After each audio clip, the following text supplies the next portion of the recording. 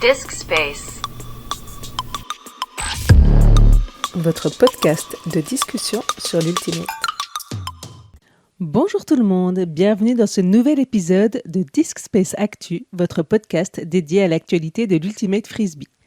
Et nous avons un programme chargé pour ce mois de décembre. Nous commencerons par faire le point sur les premières phases des championnats indoor pour les catégories Open, Junior et les féminines. Nous parlerons ensuite des grands événements internationaux qui se profilent, mondiaux moins de 24 ans, Europe Master, Europe Junior et mondiaux sur plage. Nous aborderons également les dernières nouvelles de la fédération avec des appels à projets et des informations sur le bureau fédéral. Du côté européen, nous vous tiendrons au courant des récentes assemblées générales et conseils d'administration de l'EUF, ainsi que des opportunités de bénévolat au sein de ces comités. Enfin, nous conclurons avec quelques actualités internationales, notamment les athlètes tricolores qui font parler d'eux et la participation de la Chine aux World Games. Alors, restez à l'écoute, c'est parti pour votre dose mensuelle d'actualité Ultimate. On se lance tout de suite avec la saison indoor détaillée par Art. En cette fin d'année 2024, les premières phases indoor ont eu lieu. Nous avions parlé de la catégorie féminine dans notre dernier disque Space Actu. Début décembre, ce sont les premières phases Open qui se sont déroulées. En N1, 12 équipes étaient réparties en 2 poules. Voici le classement de chacune d'entre elles. En poule A, premier Tchak 1, deuxième Is No Good, troisième Frisgo. Ils se sont qualifiés pour la poule haute. RFO, Tchak 2 et 33 tours se disputeront le maintien en poule basse. En poule B, le podium est constitué de Frisbee Zontin, Seskidistus et Magic, qui se qualifient pour la poule haute. Disque Jonté, Fumble et All Curve seront en poule basse. S'il y a une performance notable à retenir, c'est sans doute les Tchak 1 qui ont infligé à domicile un 13-2 le dimanche matin aux promus, les 33 tours Borbelais. Depuis l'an dernier, il y a 2 divisions nationales 2 divisées chacune en 2 poules de 6. En N2A, les équipes qualifiées pour la poule haute sont les Manchots, les Jets, les Mr Freeze, les Ouf, les Magic et les Fusions. En N2B, les équipes qualifiées sont les Tsunamis, les Polygones, les Érogènes, les Moustiques, le Puc et les Monkeys. Pour rappel, les 2 premières équipes de chaque catégorie seront promues pour la Nationale 1. Mi-décembre, les Frisgo accueillaient à Blois la Coupe de France Indoor Mixte Junior. En U17, victoire des Cerfs-Volants de Fontainebleau devant les Frisgo de Blois et les Salamanders de Courtrai. Le club de Courtrai s'est bien consolé avec le titre en U20, glané devant les Fusions de La Roche-sur-Yon et les F5 de Bayer en France. Les trophées de l'esprit du jeu sont remportés par l'équipe de la Ligue Grand Est en U17 et par les Oufs de Jouer les Tours en U20. Environ 200 joueurs participaient à cette première Coupe de France Indoor Mixte Junior. Félicitations à toutes et à tous. Passons maintenant aux grands rendez-vous internationaux prévus pour cette nouvelle année qui s'ouvre. Plusieurs compétitions majeures sont au programme. Le WU24 mondial moins de 24 ans aura lieu du 21 au 28 juin 2025 à Logroño en Espagne. Le nouveau comité fédéral a décidé d'inscrire la France et a pu le faire de justesse pour la catégorie mixte. Pour ce faire, les phases finales des championnats de France ont d'ailleurs été décalées d'1 semaine, début juillet. Le MUC, championnat européen master, aura lieu du 16 au 20 juillet à Lund en Suède. Dans la continuité, un tournoi international pour les U17 féminines et Open est prévu du 21 au 24 juillet au même endroit. Pour les jeunes talents toujours, le YUC, European Youth Ultimate Championships, se déroulera du 3 au 9 août en Slovaquie. Cet événement concerne les catégories U20 féminines, Open et mixte. En fin d'année, place au WBUC, World Beach Ultimate Championships, du 16 au 22 novembre, attention à ce petit décalage par rapport aux premières dates annoncées, à Portimao au Portugal. Toutes les catégories pourraient être représentées. De l'Open Senior au Great Grand Master en passant par le féminin et le Mixed Senior, Master et Grand Master. Pour tous ces événements, la Fédération a lancé des appels à projets pour recruter des staffs. La date limite de remise des projets était fixée au 5 janvier, avec une communication des nominations prévue pour le 20 janvier. Nous suivrons de près les performances de nos athlètes dans les mois à venir. On s'arrête justement pour un petit point sur les World Games avec Tom.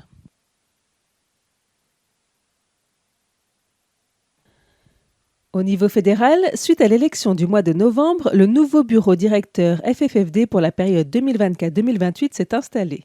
Ils ont aussi défini 5 domaines stratégiques: citoyenneté, structuration, développement, compétition et communication. Ludovic Romano a donc bien été nommé président. Il est entouré de Florine Louis, vice-présidente, Sylvie Héroard, secrétaire générale, Gaël Ancelin, vice-secrétaire. À la trésorerie, Émilie Caillot et Cédric Trestard. Sophie Lecroix est en charge de la structuration et Baptiste Perrault de la citoyenneté. La liste concurrente, Génération Flying Disc, a adressé un message à la communauté frisbee avant sa déception. Suite au nouveau code électoral, 4 de ses membres ont néanmoins intégré le bureau directeur. Aurélie Albert, Annie Gibier, Frédéric Ries et Benjamin Bourdon. Ils disent pour l'instant se positionner en observateurs avertis et vigilants. Le point maintenant sur les réalisations de l'EUF et les objectifs futurs. À l'approche de la fin de l'année, l'European Ultimate Federation a partagé les dernières nouvelles issues de son assemblée générale et du week-end de travail du conseil d'administration, affirmant que ces événements marquaient un tournant pour la fédération. Le nouveau bureau est composé de l'Italien Andrea Furlan, qui reste à la présidence, les Finlandaises Anna Giola et Heidi Piccola, trésorière et secrétaire. De l'ECA, on compte également la Française Auderman, responsable du comité compétition. Lors de l'Assemblée générale, 2 politiques majeures ont été approuvées. La politique d'inclusion des genres, anciennement connue sous le nom de politique sur les personnes transgenres, elle vise à assurer que chacun et chacune puisse participer à l'Ultimate en accord avec son identité. On peut y lire en gras. Lors de l'inscription à un événement sanctionné par l'EUF, les athlètes sont libres de s'inscrire et de participer à la division dans laquelle ils se sentent le plus à l'aise et en sécurité en fonction de leur identité de genre. Une version préliminaire du code de conduite a également été validée, fournissant des orientations sur les attentes en matière de comportement et de responsabilité au sein de notre communauté. Il prévoit des sanctions pour les violations des valeurs de l'EUF. Le Conseil a aussi défini des missions pour 5 départements clés alignés avec les objectifs généraux de l'EUF. Événements, organiser des championnats équitables, accessibles et visibles. Jeunesse et développement, attirer une communauté diversifiée et inclusive. Streaming et médias, créer une stratégie de communication et de médias durables. Organisation interne, assurer un environnement motivant pour les bénévoles et le personnel. Et enfin, renforcement des valeurs, promouvoir l'esprit du jeu et la diversité. D'ailleurs, la Fédération européenne d'Ultimate convie les joueurs et joueuses, les bénévoles ou simplement les personnes qui ont une vision pour l'Ultimate à rejoindre l'un de ces comités. Le comité des athlètes pour représenter la voix et les intérêts des joueurs et joueuses à travers l'Europe. Celui de l'esprit du jeu qui travaille à la préservation, à la promotion et à l'éducation sur l'esprit du jeu à tous les niveaux. Le comité jeunesse et développement se concentre lui sur les programmes pour les jeunes. Celui de la diversité, l'équité et l'inclusion s'attaque aux obstacles à la participation. Le comité compétition réfléchit au format de tournoi, au système de classement. Et le comité de la santé contribue aux politiques de prévention des blessures, au soutien médical lors des événements et à la promotion de la santé globale dans l'Ultimate. Les candidatures sont ouvertes jusqu'au 15 janvier, l'occasion d'avoir un impact sur l'Ultimate en Europe. La saison 2025 des clubs européens est officiellement lancée. La date limite d'inscription est fixée au 14 janvier. L'EUCS 2025 comprend plusieurs événements clés. Les Spring Tours, 26-27 avril et 31 mai 1er juin. L'Elite Invite, 31 mai 1er juin en Belgique. Les tournois d'été, 2-3 août et 16-17 août. Et les finales européennes des clubs EUCF, Division 1 et 2 en septembre en Pologne. Pour se qualifier pour l'EUCF, les équipes doivent participer à au moins un événement EUCS et jouer au minimum 10 matchs de classement au cours de la saison. Les performances lors de ces événements détermineront la qualification pour la Division 1 ou la Division 2 à l'EUCF. On jette maintenant un coup d'œil vers nos confrères d'UltiWorld qui ont classé les meilleurs joueurs et joueuses de la saison européenne 2024. Et quelques Françaises et Français sont à l'honneur puisque l'auteur de l'article, Sean Colfer, estime qu'il existe une jeune génération française à laquelle tout le monde devrait prêter une attention particulière et dont l'un des personnages principaux est, en Open, Simon Ruel-Detschak, élu joueur défensif de l'année. Les Français ont été demi-finalistes surprises à l'EUCF et Simon a impressionné en combinant sa taille et sa vitesse ainsi que des blocs sortis de nulle part. La révélation de l'année est Léo Stangenek, Tchak aussi. Il y avait plusieurs excellents candidats pour ce prix dans l'équipe, médaillé de bronze avec Nemo Courtil notamment. Pour UltiWorld, Léo semble déjà être l'un des meilleurs et des plus athlétiques cutters d'Europe. En mixte, Gaël Ancelin, et c'est ce qu'ils disent tous, prend la 2e place des joueurs et joueuses offensives de l'année derrière Hélène Tara de Tartu Turbulence. Gaël a remporté ce prix la saison dernière et la seule raison pour laquelle il a glissé à la 2e place est l'excellente saison de Terra, explique l'auteur du classement.